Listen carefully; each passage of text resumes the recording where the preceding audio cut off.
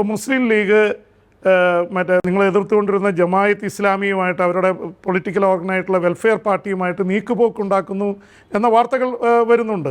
ഇപ്പോൾ ഞങ്ങൾക്ക് 24-ൽ അനുവദിച്ച അഭിമുഖത്തിൽ നേരിട്ട് ബന്ധങ്ങളൊന്നുമില്ലെന്ന് പറഞ്ഞെങ്കിലും ചില നീക്കുപോക്കുകളുണ്ടെന്ന് പാണക്കാട് സാദിഖ് അലി തങ്ങൾ തന്നെ ഇന്ന് സമ്മതിച്ചിട്ടുണ്ട്.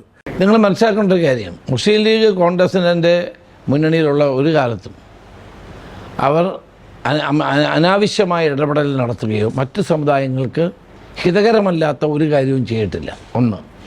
രണ്ട്, ആരാണ് ഈ ജമാഅത്തെ ഇസ്ലാമിക്ക് ഇത്രയും കാലം സംരക്ഷണം കൊടുത്തത്?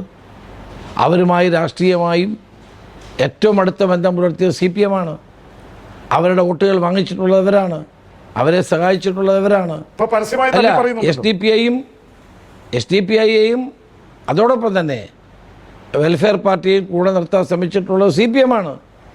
ഞങ്ങൾ അവരുമായിട്ട് യാതൊരു രാഷ്ട്രീയ ബാന്ധവുമില്ല, ഐക്യജനാധിപത്യത്തിനുള്ള ഭാഗവുമല്ല അവർ. അങ്ങനെ മുസ്ലിം ലീഗ് ഏതെങ്കിലും തരത്തിൽ നീക്കുപോക്കുണ്ടാക്കിയാൽ നിങ്ങൾ എതിർക്കുമോ? അല്ല, പ്രാദേശിക അടിസ്ഥാനത്തിൽ പഞ്ചായത്ത് തെരഞ്ഞെടുപ്പാണ്.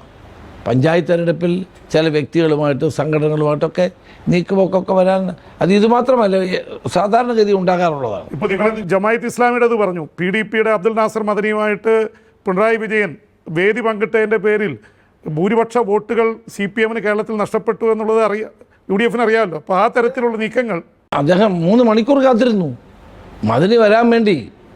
പൊന്നാനിയിൽ ആ യോഗത്തിൽ പിണറായി വിജയൻ 3 മണിക്കൂർ കാത്തിരുന്നു മദനി വരാൻ വേണ്ടി. അതൊന്നും കേരളത്തെ ജനങ്ങൾ മറന്നിട്ടില്ല.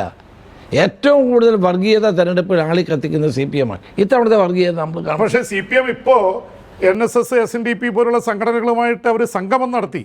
ഒരുപക്ഷേ കോൺഗ്രസിനോ UDFനോ പരമ്പരാഗതമായിട്ട് ബന്ധമുള്ള 2 വലിയ പ്രസ്ഥാനങ്ങളാണ്, പ്രത്യേകിച്ച് NSS. പക്ഷേ അവരെ ഒരുമിച്ച് കൊണ്ടുവന്ന് അത് ബഹിഷ്കരിച്ചു കോൺഗ്രസും UDFും. യഥാർത്ഥത്തിലൊരു പൊളിറ്റിക്കൽ നേട്ടം ഒരു ഭൂരിപക്ഷ സമുദായത്തിൻ്റെ സംഘടനകളിലും ഉണ്ടാക്കാനായിട്ട് CPM ശ്രമിച്ചത് അത് കോൺഗ്രസിനും UDFനും ക്ഷീണമായില്ലേ? ഒരു ക്ഷീണമില്ല.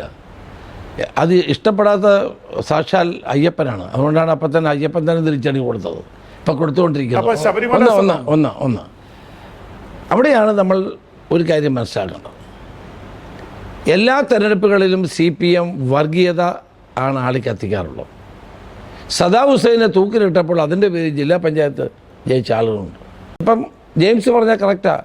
NSSുമായും SNDPയായും ഹൈന്ദവ സംഘടനകളുമായി അവരടുക്കാൻ ശ്രമിക്കുന്നത് എന്തിനാണെന്ന് വെച്ചാൽ അടുത്ത നിയമസഭാ തെരഞ്ഞെടുപ്പിൽ ഭൂരിപക്ഷ വർഗീയത ആളി കത്തിച്ച് ജയിക്കാനുള്ള തന്ത്രമാണ്. കഴിഞ്ഞ പാർലമെൻറ്റ് തെരഞ്ഞെടുപ്പിൽ ന്യൂനപക്ഷ വർഗീയതയെ പ്രോത്സാഹിപ്പിക്കാൻ ശ്രമിച്ചെങ്കിലും പ്രയോജനപ്പെടാത്തത് കൊണ്ട് ഇനി ഒന്ന് കളം മാറ്റി ചവിട്ടാം എന്ന് കരുതിയാണ് ഇപ്പോൾ ഭൂരിപക്ഷ വർഗീയതയെ താലോലിക്കാൻ ശ്രമിക്കുന്നത്. ഇതൊന്നും കേരളത്തിൽ നടക്കാൻ പോകുന്നില്ല.